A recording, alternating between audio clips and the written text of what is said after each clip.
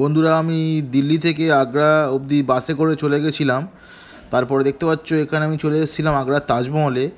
তো আমি আগ্রা সিরিজে যে কটা জায়গায় গেছিলাম, লাইক তাজমহলে গেছিলাম, আগ্রা ফোর্টে গেছিলাম, কোনো জায়গাতেই ভিডিও অ্যালাউ ছিল না।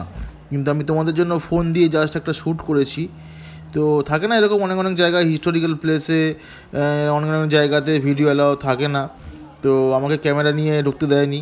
তো আমি জাস্ট ফোন নিয়ে গেছিলাম, জাস্ট মানে ফোন দিয়েই শ্যুট করেছি।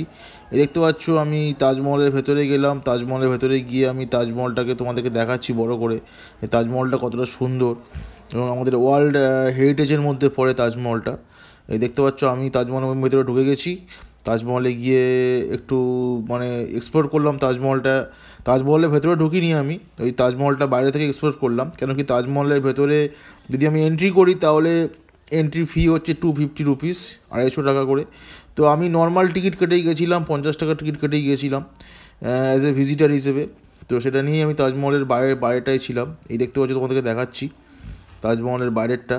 কত লোক এখানে ফটো তোলে এবং প্রচুর লোক, মানে দিনে প্রায় লক্ষ লক্ষ লোক এখানে এসে তাজমহল ভিজিট করে এবং এক্সপ্লোর করে। এবং এটাই হচ্ছে তাজমহলের যে হিস্টোরিক্যাল ব্যাপার স্যাপার।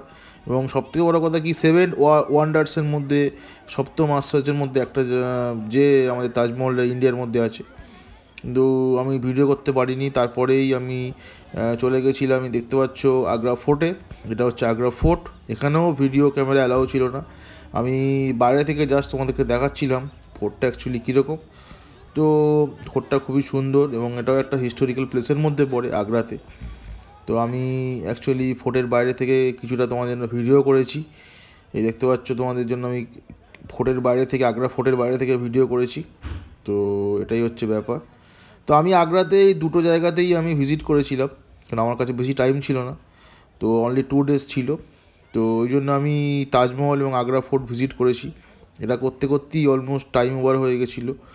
তো মেনলি মানে আরও একটা প্লেস ছিল ফতেপুর সিক্রি আগ্রাতে, সেটা অনেকটা ডিস্টেন্সে যেতে হয়। তো সেটা যাইনি।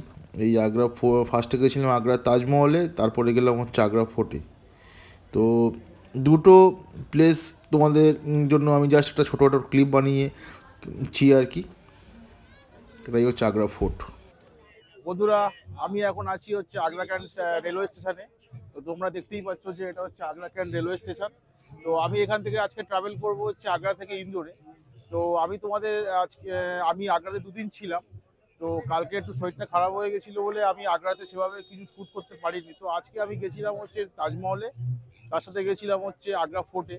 তো তাজমহলের ভেতরে তোমার ক্যামেরা অ্যালাউ ছিল না। আমাকে বললো যে ক্যামেরাতে শ্যুট করা যাবে না। তো তাও কিছু মোবাইল থেকে শ্যুট করেছি, সেটা তোমাদেরকে আমি দেখিয়ে দিয়েছি অলরেডি এই ভিডিওতে। তার সাথে সাথে আমি আগ্রা ফোর্টেও গেছিলাম, সেটা বাইরে থেকেও কিছু শ্যুট নিয়েছিলাম, কারণ ভেতরে মাইক অ্যালাউ ছিল না, ক্যামেরাও অ্যালাউ ছিল না। যাই হোক, আমার আগ্রা সিরিজটা মোটামুটি এখানে এন্ড হয়ে গেল। তার সাথে আমি এখানে লোকাল মার্কেটও ঘুরেছিলাম, ঠিক আছে। তো আমি এরপরে যাব ইন্দোরে। ইন্দোরে আমি থাকবো 3 দিন।